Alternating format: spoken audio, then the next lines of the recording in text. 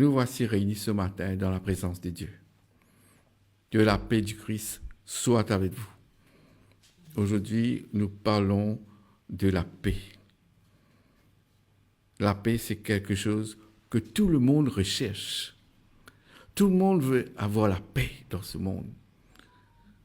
Et pourtant, Dieu nous donne toutes les choses qu'on a besoin pour vivre dans la paix. Mais parfois, même la désobéissance nous amène à ne pas pouvoir vivre dans cette paix que Dieu veut. Parfois, on voit sur les tombes des morts, rest in peace. Parce que les gens, la famille, veulent que leurs morts soient en paix. Mais, par exemple, aujourd'hui, on pose la question, qui doit être en paix?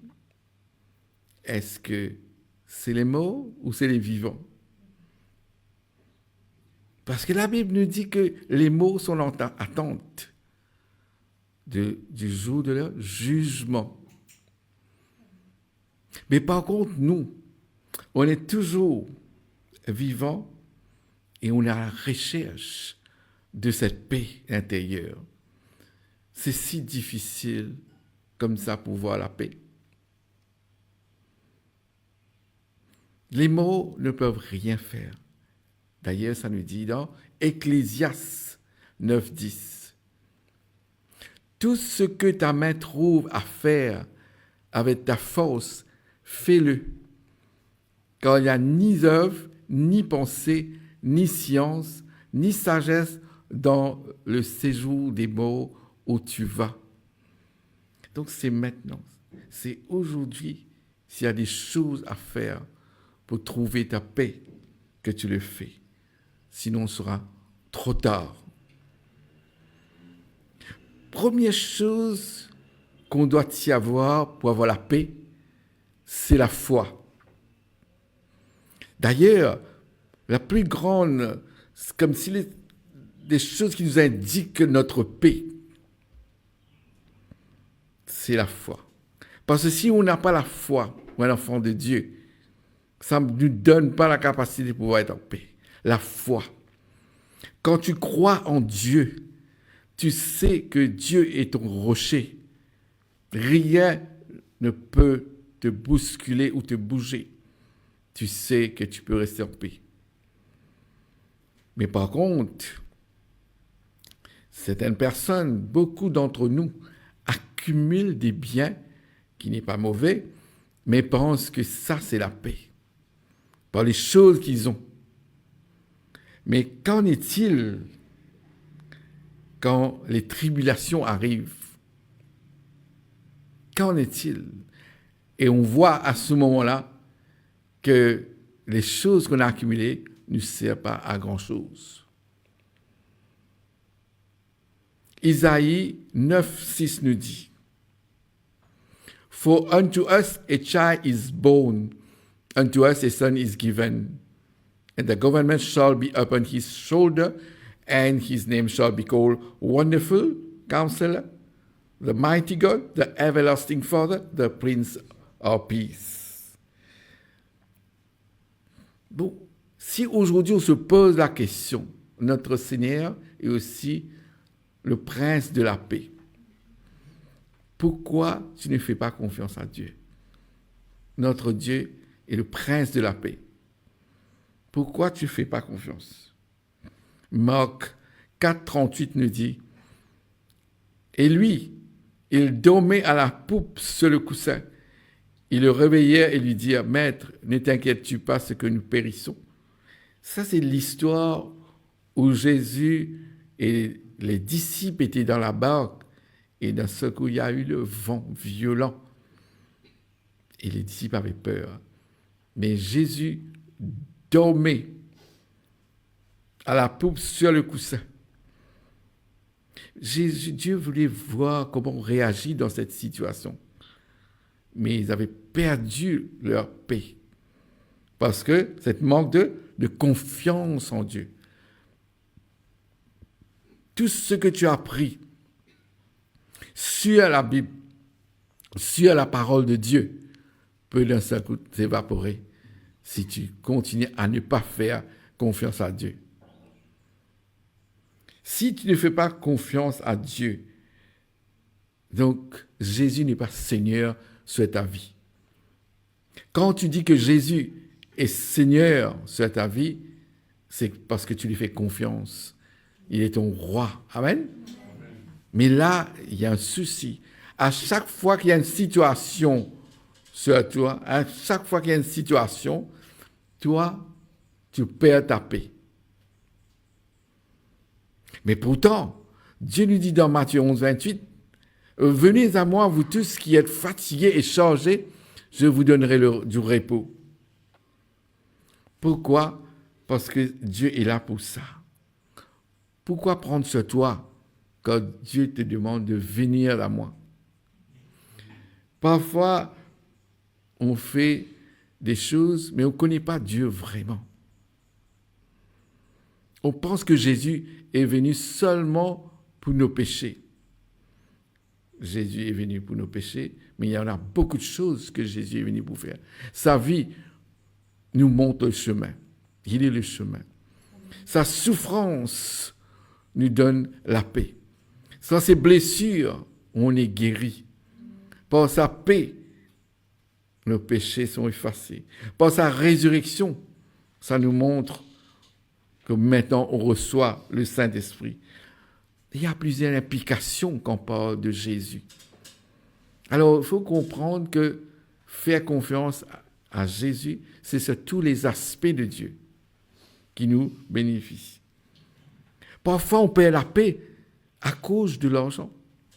Pourtant, la Bible nous dit que Dieu, l'argent est à lui. L'or est à lui. Mais on a vu que parfois, l'argent devient le maître. Et l'argent, c'est un mauvais maître.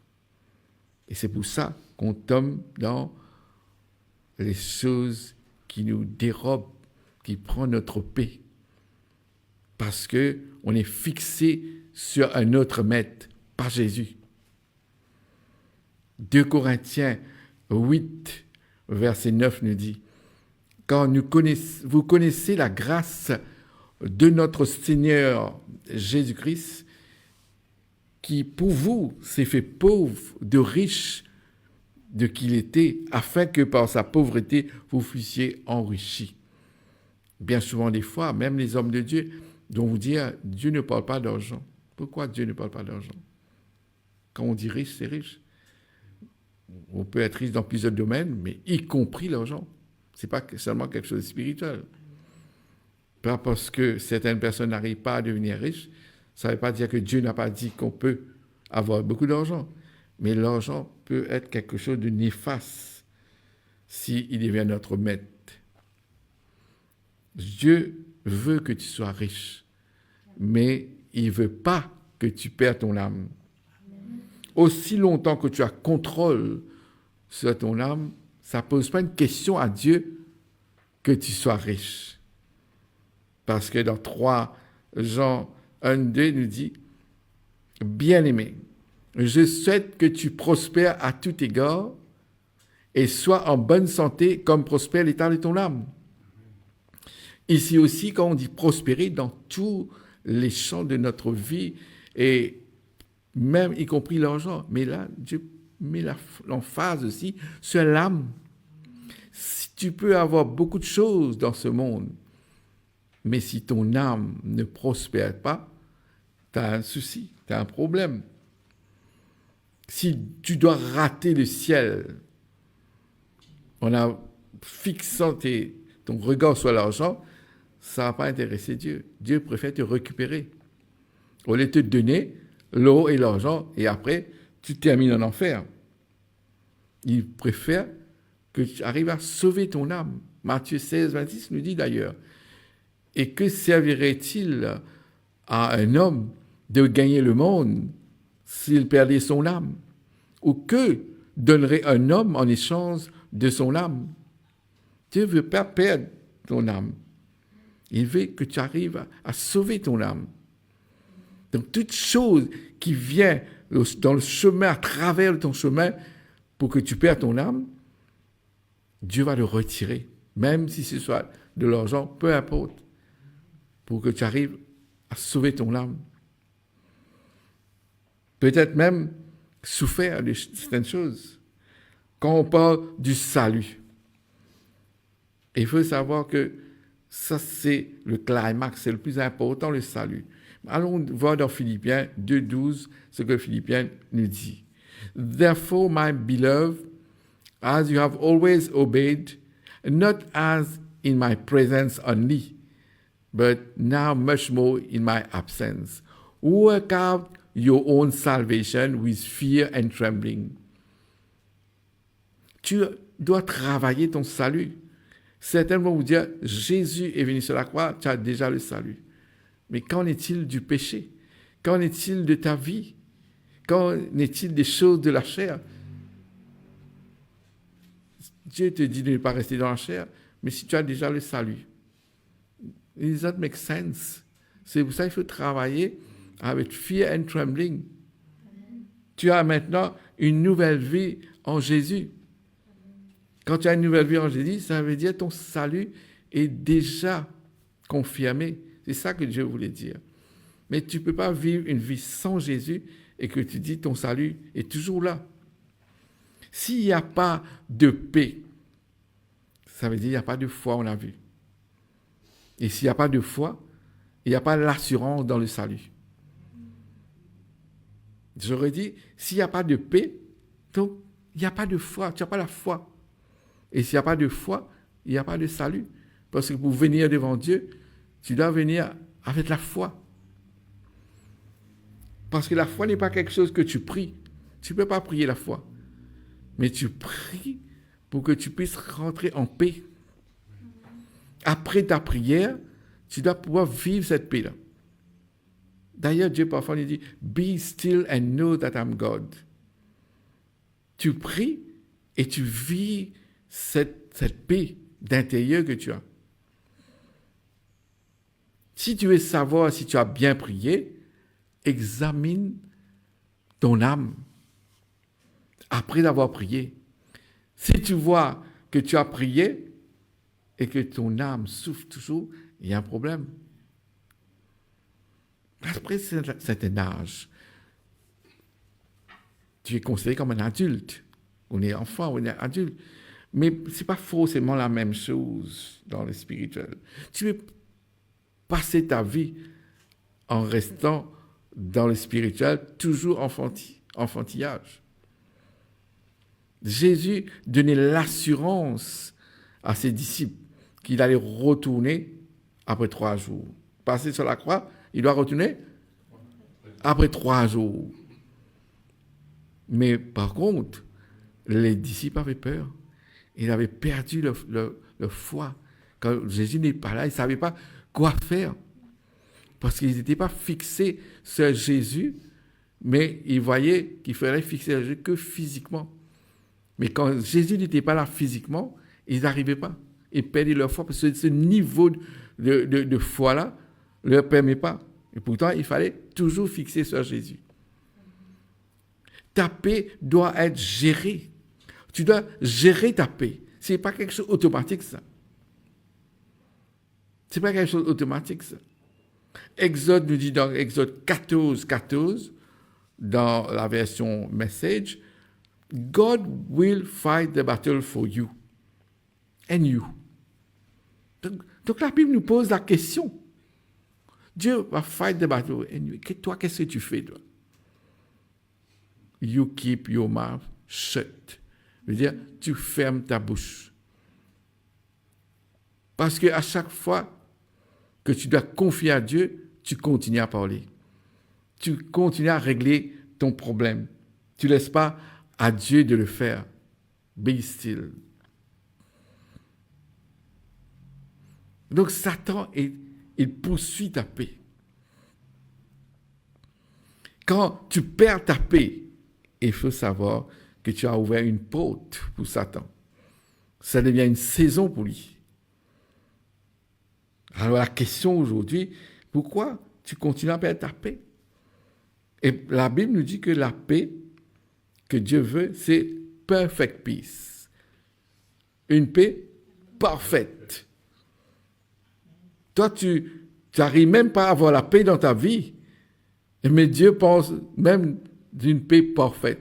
Isaïe 26, 3 nous dit, You will keep in perfect peace, whose mind is stayed on you, because he trusts in you.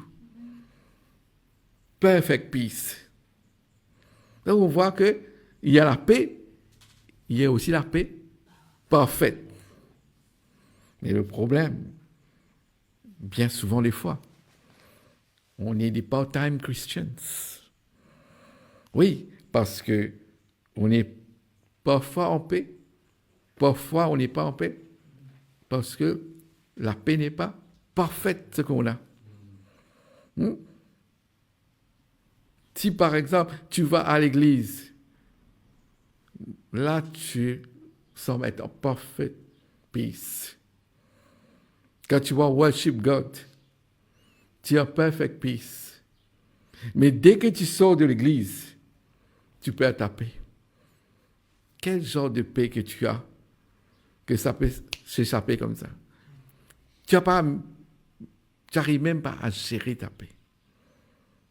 Et Dieu te demande de pouvoir gérer ça. Si tu ne fais pas l'effort, tu ne vas pas pouvoir gérer ta paix. Tout le temps, tu as besoin de corriger les gens. Tu n'auras pas la paix. Chaque fois que tu dois corriger quelqu'un, tu perds ta paix. Chaque fois que les gens doivent te mettre la pression, tu perds la paix. Tu réagis tellement vite. Et c'est pour ça que tu perds la paix.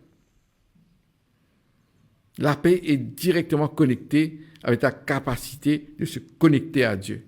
C'est pour ça qu'on a vu dans ce verset-là que la Bible nous dit You will keep him in perfect peace whose mind is stayed on you. À chaque fois qu'on perd la direction, notre focus, c'est très très difficile. C'est là que le diable profite pour pouvoir toucher nos âmes.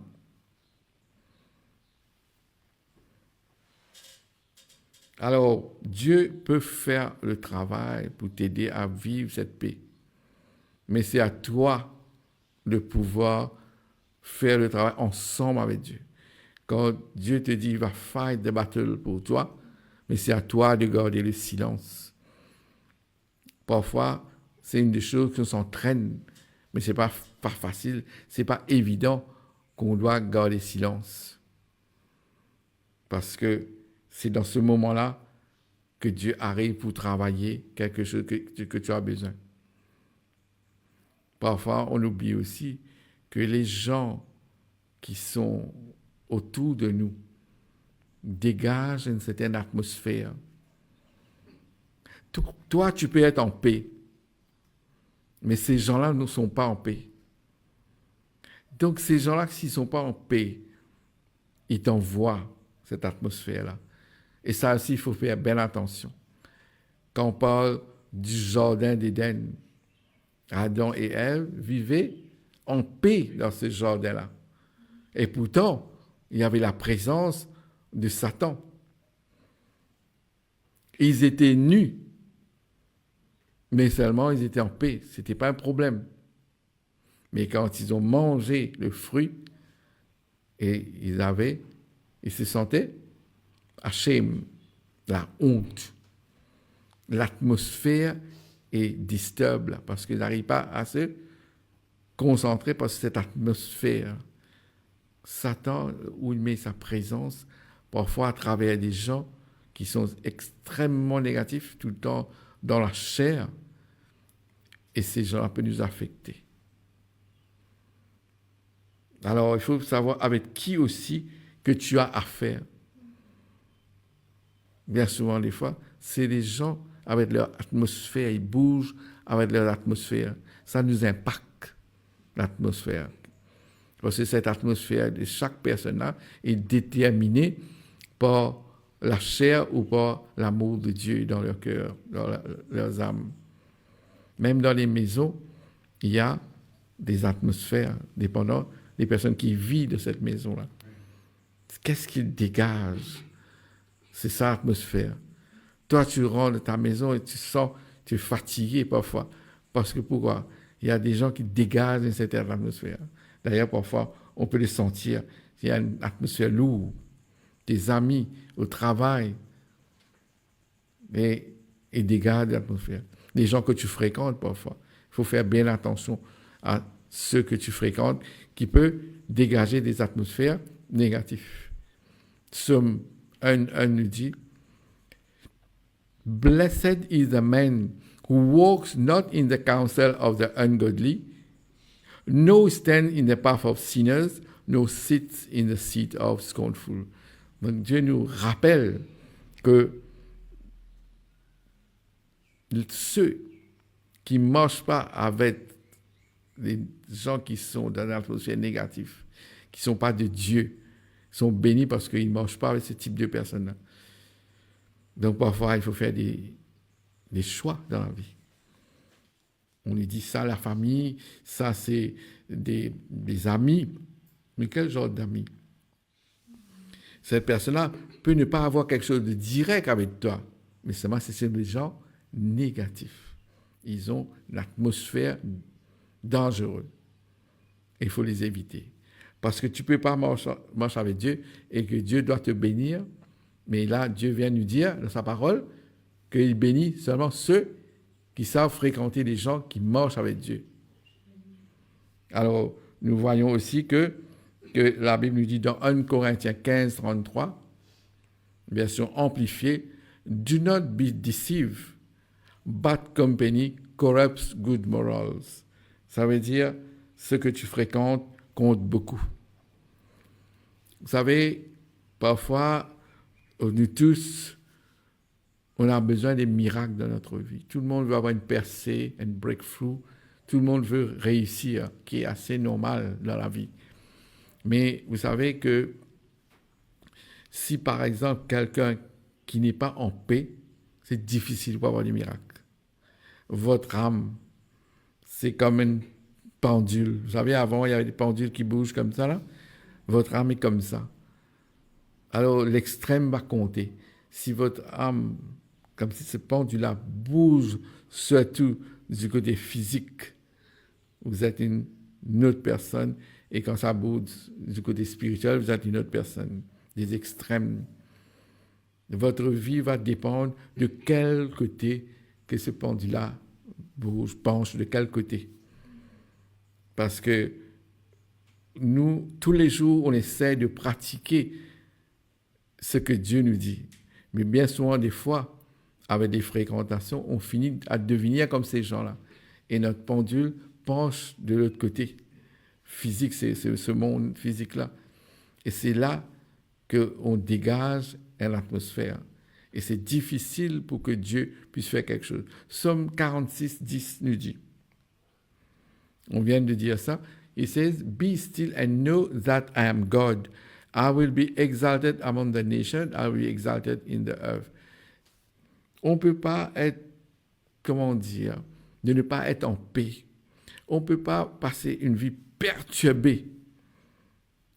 Et on veut que Dieu fasse quelque chose pour nous. Alors, le point qu'on retient aujourd'hui, ce n'est pas une option de soit on est en paix, soit on n'est pas en paix. Tu as intérêt de pouvoir garder ta paix. Tu as intérêt de gérer ta paix si tu veux avoir des miracles. Parfois, notre paix dépend des choses du passé parce qu'il s'est passé quelque chose avant. Et tu continues à penser à ces choses, ces épreuves-là, et Dieu veut faire quelque chose pour toi aujourd'hui. Parce que c'est pour ça que Dieu dit, Remember ye not the past. Dieu dit, Remember ye not the past. Ne pas rester sur le passé. Parce que Dieu n'est pas un homme. Dieu veut te bénir aujourd'hui. Amen. Mais Dieu n'arrive pas parce que ton âme est remplie d'émotions du passé. ce miracle que tu attends ne va jamais arriver aussi longtemps que tu n'arrives pas à gérer cette paix en toi. Et cette paix, c'est ça même qu'on dit, faire confiance à Dieu. Les épreuves, il y en aura tout le temps les épreuves. Tant qu'on est sur cette terre, il y aura tout le temps, toujours les épreuves. Parce que Dieu a envie que tu arrives à passer tout ça. Dieu a envie que tu arrives à lui faire confiance. Quelqu'un qui n'est pas en paix, ça veut dire quelqu'un qui a peur de son avenir, de lui-même, a peur et en même temps ne pas faire confiance. Quand on regarde sur ce bateau, quand les disciples avaient peur, cette barque-là bougeait avec un vent violent, ils disaient, Seigneur, tu vois pas qu'on est en train de mourir? Et pourtant, Dieu ne voyait pas que ces gens-là allaient mourir, ces disciples allaient mourir. Mais eux, ils voyaient comme ça, parce qu'ils n'avaient pas confiance en Dieu. Mais si ta vie reste toujours comme ça, tu n'es jamais en paix, ben, tu risques d'attendre toute ta vie, les miracles ne vont jamais arriver. Tu risques d'attendre bien, bien longtemps, les miracles ne vont jamais arriver parce que Dieu attend, parce que lui-même, il ne peut pas faire quelque chose sur l'âme qui est dans autant d'émotions. On a vu la semaine dernière, on a vu sur la chair, comment des choses graves qui arrivent dans la chair. Et aujourd'hui, nous savons qu'il y a deux choses. C'est qu'il y a Satan, il y a Jésus. Jésus est Dieu, Satan n'est pas Dieu, mais ils ont tous, les deux, ils ont un agenda. Le Satan est venu pour tuer, égorger, détruire. Donc, il va faire tout pour endommager ton âme. Mais rassure-toi, Jésus est venu pour sauver, pour nous donner la vie et nous donner la vie en abondance. Amen. Donc, Jésus est venu pour réparer notre âme. Si tu veux que Jésus répare ton âme, tu dois savoir avec qui tu dois partir. Tu dois savoir avec qui tu dois te confier. Parce que si le diable est venu pour tuer, pour égorger, mais tu as la réponse de Dieu qui est là pour te réparer. Il est là pour réparer ton âme. Mais si tu ne laisses pas à Dieu de réparer ton âme, mais tu ne pourras rien avoir comme miracle dans ta vie. Et crois-moi, tu as besoin de miracles. Tu as besoin de percer pour pouvoir y arriver dans ce monde. Alors, pour maintenir la paix en toi, c'est ta responsabilité. Ce n'est pas la responsabilité des autres, ce n'est pas la responsabilité de tes parents, ce n'est pas la responsabilité de tes amis, c'est ta responsabilité. Il faut gérer sa paix. Bien souvent, des fois, notre paix est basée sur un pilotage automatique. On laisse la paix venir quand ça vient et quand ça part. Non. Tu dois savoir que si tu n'es pas en paix, veut dire que tu ne marches pas avec Dieu. Si tu es de Jésus, tu dois pouvoir vivre une vie de paix. Il faut s'examiner, dire qu'est-ce qui est en train de brûler ma paix, qu'est-ce qui est en train de voler ma paix. Où ça, j'ai pu faire quelque chose pour entrer dans la chair, pour donner l'espace à Satan de pouvoir rentrer et contrôler ma vie. Dieu est là. C'est pour ça qu'il dit, venez à moi, vous tous qui peinez sur le poids du fardeau, et je vous donnerai le repos, parce que Dieu, il sait ce que tu vas traverser. Il veut te donner ce soulagement-là afin que tu puisses pouvoir réussir à avoir les miracles. Dieu dit, aujourd'hui, j'ai quelque chose pour toi. Et vous tous qui m'écoutez ce matin sur Facebook, sur YouTube, aujourd'hui, le Seigneur a quelque chose pour toi. Oublie le passé. Travaille tout pour pouvoir faire sortir ce passé. Parce que c'est seulement dans le présent que Dieu peut faire quelque chose pour toi. Et la Bible nous dit qu'il est le Dieu, I am, il est, je suis. C'est ça, il travaille sur le présent. Arrête de rester sur le passé pour ne pas vivre. Parfois, le pardon, ça c'est un autre sujet qu'on peut parler pendant des heures. De ne pas pardonner, c'est comme si tu es en train d'infliger des peines sur toi-même. Tu ne pardonnes pas et tu crois être en raison, mais tu es en train d'infliger quelque chose sur ton âme. et tu perds ta paix. Et c'est ce que le diable veut. Dieu veut que tu sois en paix pour que Dieu puisse faire quelque chose pour toi. Mais le diable veut que tu ne sois pas en paix pour pouvoir prendre contrôle de ton âme. Alors, qui décide? C'est toi qui décides. Est-ce que tu laisses à Satan de contrôler ta vie, ton âme, ou tu laisses à Dieu? Parce que sinon, ta vie sera difficile et ton salut aussi est en difficulté. Alors moi, je te dis, peuple de Dieu, aujourd'hui, vous tous qui m'écoutez sur YouTube, sur Facebook, et je vous demande de pouvoir laisser, surrender, laisser passer. Fais confiance à Dieu. Tu n'as rien à perdre. Parce que Dieu te dit dans Jean 14, 27, Dieu te dit, je vous laisse la paix, je vous donne ma paix. Je ne vous donne pas comme le monde donne, que votre cœur ne trouble point et ne s'alarme point. C'est fini, tout est entre la main de Dieu, tu n'as plus besoin de craindre Dieu. Alors voilà, aujourd'hui on a parlé de la paix, ça a été très rapide et je pense pouvoir faire d'autres choses encore pour améliorer la situation dans votre vie la semaine prochaine. Que Dieu vous bénisse. Amen.